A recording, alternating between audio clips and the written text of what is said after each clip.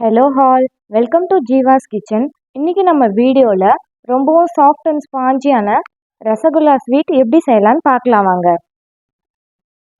இந்த ரெசிபிக்காக ஒரு கனமான பாத்திரத்தில் 1/2 லிட்டர் அளவுக்கு ஃபுல் க்ரீம் மில்க் சேர்த்துக்கிறேன்.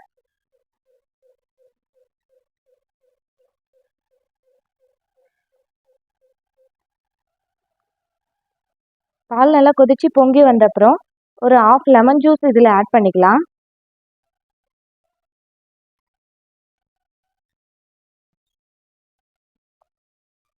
லெமன் ஜூஸ் சேர்த்த அப்புறம் இந்த பாலை ஒரு கரண்டி வச்சு லைட்டாக கிண்டி விட்டுகிட்டே இருக்கணும். அப்போ தான் பால் அடி பிடிக்காமல் இருக்கும். ஒரு 5 நிமிஷம் இந்த மாதிரி கிளறிட்டே இருக்கணும்.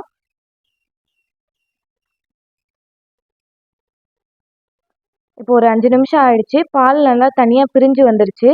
இந்த ஸ்டேஜில் ஸ்டவ்வை ஆஃப் பண்ணிக்கலாம்.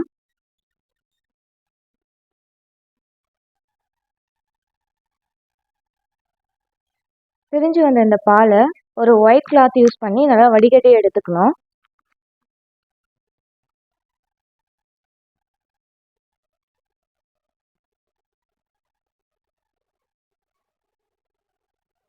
லெமன் ஜூஸ் சேர்த்து இருக்கிறதால இது கொஞ்சம் புளிப்பாக இருக்கும். அதனால் இந்த பாலில் ஒரு டம்ளர் தண்ணி சேர்த்து இதை நல்லா வாஷ் பண்ணிக்கணும். வாஷ் பண்ண அப்புறம் கிளாத்தை நல்லா பிழிஞ்சு தண்ணிலாம் எதுவும் இல்லாத அளவுக்கு டைட்டாக பிழிஞ்சு எடுத்துக்கணும். தண்ணியில் நல்லா வடியத்துக்காக ஒரு 10 நிமிஷம் இதை சுருட்டி தனியாக எடுத்து வச்சுக்கலாம். நெக்ஸ்ட் இந்த ரெசிபிக்காக சர்க்கரை பாகு ரெடி பண்ண போகிறேன். ஒரு பேனில் 4 கப் அளவு தண்ணி சேர்த்துக்கலாம்.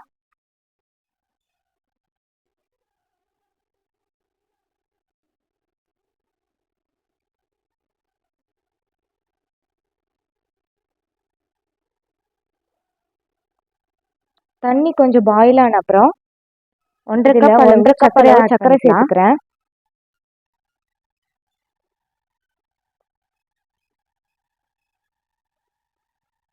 சர்க்கரைலாம் ஃபுல்லாக மெல்ட் ஆகிற அளவுக்கு இதை நல்லா கொதிக்க விட்டுட்டே இருக்கணும்.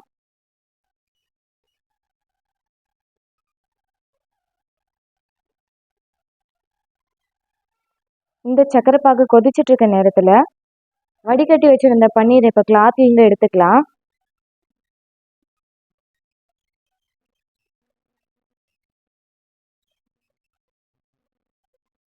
இந்த அளவு பன்னீரில் 10லேருந்து 12 ரசகுல்லா வரை செய்யலாம்.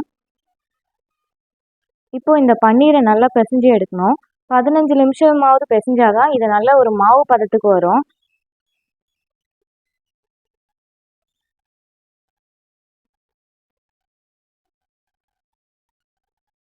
இப்போ இது நல்லா பிசைஞ்சு எடுத்தாச்சு.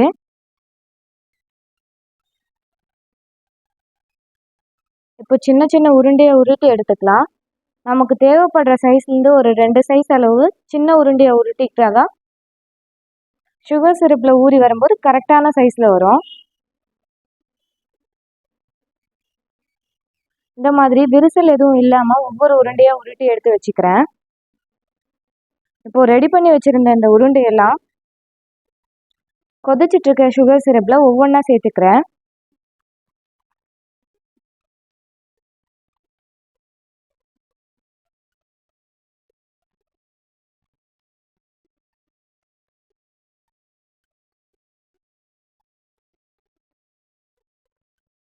எல்லாத்தையும் சேர்த்த பிறகு இது ஒரு 20 நிமிஷம் போல் நல்லா கொதிக்க விடணும்.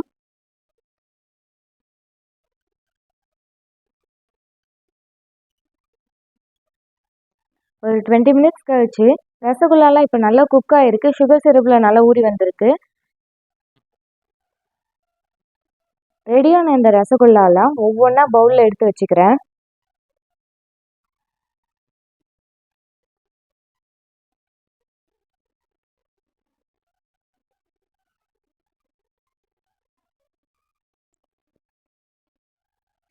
இந்த ரசகுல்லாலாம் ஒரு 1 ஹவர் ஃப்ரிட்ஜில் வச்சு எடுத்து சாப்பிடும்போது சூப்பராக இருக்கும். ரெடியான ரசகுல்லா இப்போ எப்படி இருக்குன்னு பார்க்கலாம். நல்லா சாஃப்டாக குக் ஆகியிருக்கு.